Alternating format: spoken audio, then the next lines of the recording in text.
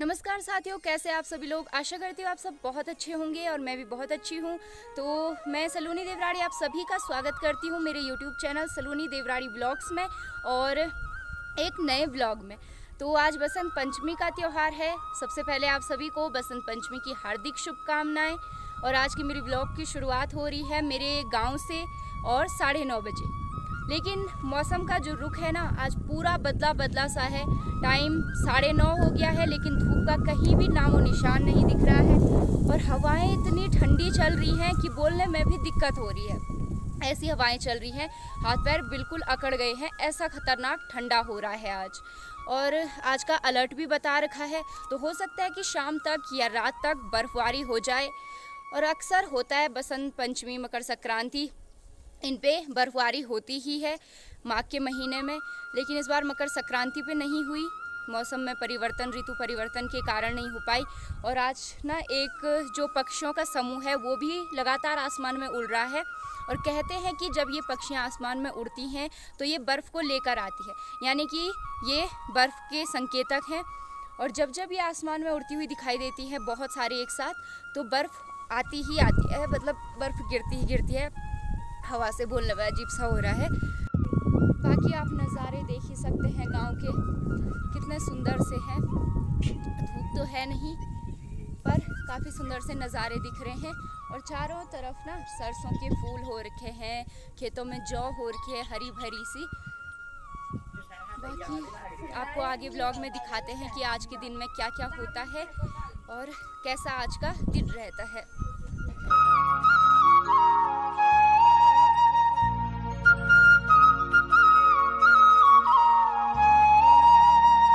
आज ना बिल्कुल त्वचा को चुभने वाली हवाएं चल रही हैं और बहुत खतरनाक ठंडा हो रहा है।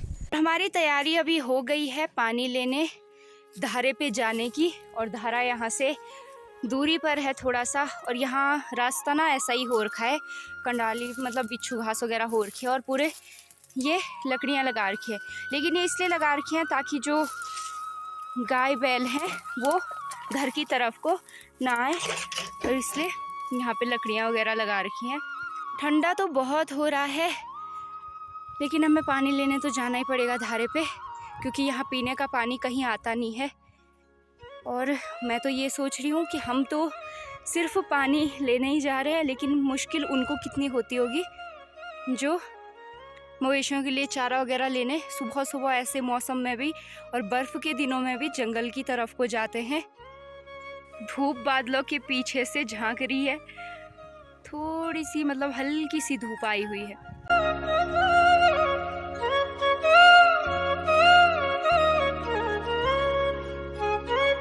देखो गाइस, इतना ठंडा में हम पानी लेने जा रहे हैं और हम पहाड़ी हैं तो हमें ठंडा नहीं होता है। हमें इस वातावरण की आदत बनी होती है और यहाँ हमेशा ऐसा ही वातावरण होता है, तो इसके लिए हमें आदत। ये देखिए, हमारा ये शेरू आ गया है। यहाँ पे खेतों में हरी भरी सी जौ हो रखी है। जब भी कोई इनके घर से ऊपर आता है ना, तो जो ये शेरू है ये हमेशा उनसे छोड़ने जाता है उसके घर तक, चाहे रात हो, सुबह हो, दिन शाम, कुछ भी हो। नीचे बजवाड़ खेत का सुंदर सा नज़ारा है। सभी लोग अपने घरों में ना त्योहार के लिए खाना बनाने में लगे हुए होंगे, इसीलिए बिल्कुल सुनसान सा लग रहा है। यहाँ पे है धारा और यहाँ से हम पानी लेने, मतलब हमेशा हम यहीं पे आते हैं, तो अब पानी लेके हम जल्दी से घर पे जाते हैं। वैसे ही हाथ पैर अकड़ रहे हैं ठंडे से। गांव में ना पानी की बहुत ज़्यादा दिक्कत है, क्योंकि पानी यहाँ आता ही नहीं है। पीने का पानी लेने के लिए हमें सीधे धारे पे ही आना पड़ता है, चाहे किसी भी टाइम हो। और जो ऐसे ही मतलब बर्तन वगैरह धोने के लिए पानी की ज़रूरत होती है वो ऊपर आ ही जाता है हमारे घर के पीछे साइड पे, लेकिन वो पीने वाला पानी नहीं है और आता भी बहुत कम है। जो भी यहाँ के लोग हैं वो कपड़े वगैरह धोने के लिए इसी धारे पे आते हैं। यहाँ धारे के नीचे साइड बनाया गया है कपड़े वगैरह धोने के लिए भी, तो वहाँ पे आते हैं हम घर पे आ चुके हैं और अब हम करते हैं आग जलाने की तैयारी। लकड़ियाँ भी बहुत कम हैं और अगर इन लकड़ियों को ऐसे तोड़ने में हाथ पे लग गई ना तो ठंडे से बहुत ज़्यादा दर्द हो रहा है हाथों पे। तो आग जला लेती हूँ फटाफट। आग मैंने बाहर वाले चूल्हे पे जलाई है और इसमें थोड़ा सा कोयले बनेंगे ना, तब एक अलग बर्तन वगैरह में डाल के, अंगीठी में डाल के इसे कमरे के अंदर ले जाएंगे ताकि कमरे गर्म रहें। क्योंकि जो हमारे घर है अंदर से वो सीमेंट वाले हैं और मिट्टी वाली घर तो वैसे ही गर्म रहते हैं, लेकिन सीमेंट वाले नहीं होते उतने। और आग का रुख देखकर आप अंदाज़ा लगा ही सकते हैं कि हवाएं कैसी चल रही हैं यहाँ पे। ये देखिए हाथों की हालत आग जलाते जलाते। सामने हमारा खेत है जो खाली सा है और इसमें ना पहले हमने सरसों लगाई थी, लेकिन ये ऐसा लग रहा है जैसे हल लगा रखा होगा।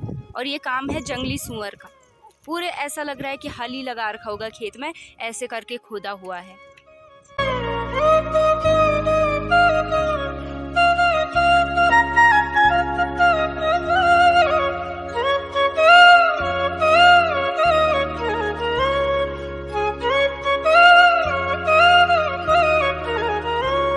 तो अभी हम आए हैं जौ लेने के लिए यहाँ पे।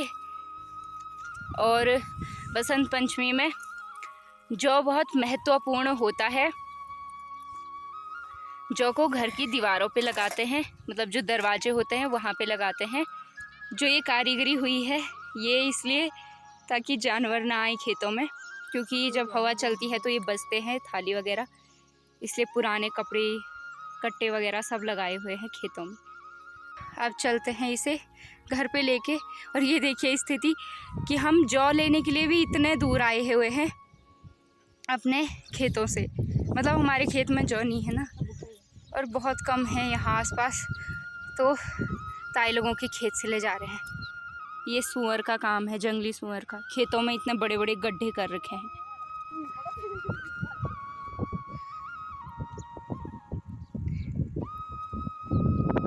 जो बसंत पंचमी है उस पे जो जौ लगाते हैं ना दरवाज़ों पे, वो गाय के गोबर से लगाते हैं। लेकिन यहाँ गाय का गोबर ही नहीं मिल रहा, मतलब गाय ही नहीं है किसी की, तो अब हमें ऊपर दादी जी लोगों के वहाँ जाना पड़ेगा दूर। और ये देखिए बर्फबारी शुरू हो गई है और अब जो ठंडा होगा, बर्फ़ पड़ रही है यहाँ पहाड़ों में। अब सच में अनुभव हो रहा है कि सच में माघ का ही महीना है, क्योंकि पिछली बार भी बर्फ़ नहीं गिरी, लेकिन इस बार हल्की बर्फबारी शुरू तो हुई है। अब बर्फ़ टिकेगी ज़मीन पर या नहीं ये तो पता नहीं, लेकिन चलो शुरुआत हो गई। बसंत पंचमी से ही ना बसंत ऋतु का आगमन हो जाता है और आज से हमें हर जगह फूल ही फूल दिखेंगे। नई नई कोपलें आएंगी और बुरांश के फूल जंगलों में खिल जाएंगे। फ्योली, सरसों वगैरह सभी के फूल आज से खिल जाएंगे।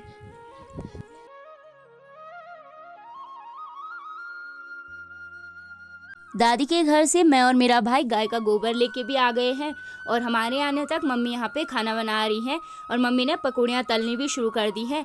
और मेरा काम है इसके बाद चटनी बनाने का, जो कि पकौड़ियों के लिए मैं बना रही हूँ। और मैं चटनी बनाऊँगी सिलबट्टे में।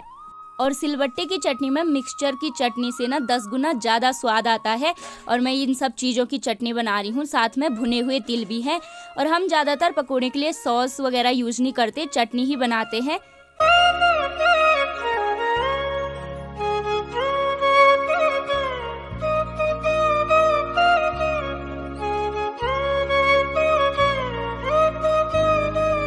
कुछ इस तरीके से बसंत पंचमी में सभी को जौ पहराए जाते हैं, यानी पहनाए जाते हैं, और जो कि बहुत शुभ माना जाता है। तो साथियों, बसंत पंचमी पे जौ को ऐसे दरवाज़ों पे लगाते हैं, जो कि मैंने ये पहले गौशाला थी, अब तो गाय भैंस है नहीं, लेकिन यहाँ के दरवाज़ों पे मैंने जौ लगा दिया है। और गाय के गोबर के साथ ही जौ लगाए जाते हैं दरवाज़ों पे, क्योंकि ये हरियाली, समृद्धि और खुशहाली का प्रतीक है। और एक बहुत ही अलग तरीके से बसंत पंचमी हमारे पहाड़ों में मनाई जाती है। इसमें क्या होता है कि जो लाल पिठाई होती है, लाल टीका होता है, तो सुबह सुबह जब तक ये मुंह भी नहीं धोया होता है तब उसे उठ के ही तुरंत लाल टीका लगाया जाता है, मतलब बिस्तर से बाहर आने से पहले ही। अब मैं सभी दरवाज़ों पर एक एक करके ये जौ लगा देती हूँ गाय के गोबर के साथ। और मेरे जो बाल हैं ना वो हवा से बार बार उड़ जा रहे हैं, मतलब वो ऐसे अजीब से हो जा रहे हैं, तो आप लोग उस पर ध्यान ज़्यादा मत दीजिएगा।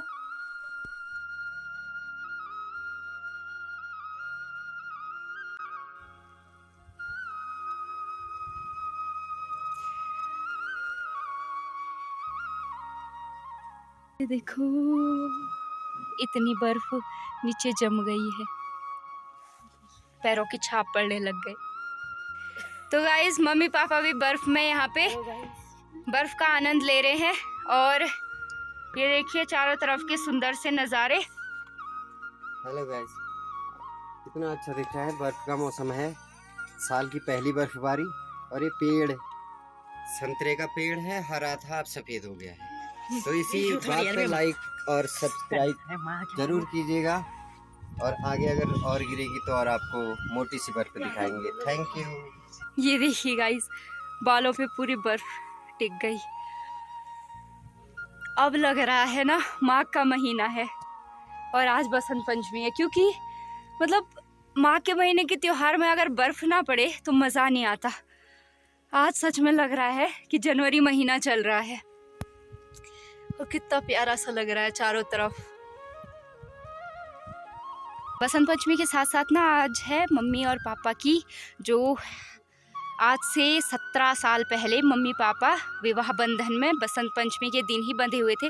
और उस टाइम पे ना इतना मतलब डेट वगैरह याद नहीं रखते थे, तो ये बताया कि बसंत पंचमी के दिन ही उनकी मतलब उनका जो विवाह था वो हुआ था। और आज से 18वां साल लग जाता है मम्मी पापा की शादी को।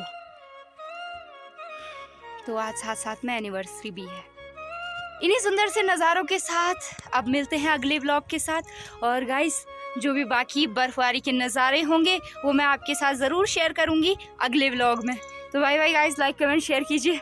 मेरे हाथ अकड़ गए हैं अब, और अब मेरी व्लॉग बनाने की क्षमता नहीं है। तो अगले व्लॉग में मिलते हैं। Bye bye, like comment share कीजिए और सब्सक्राइब भी कीजिए जो चैनल पे नए हैं। तो बाय बाय।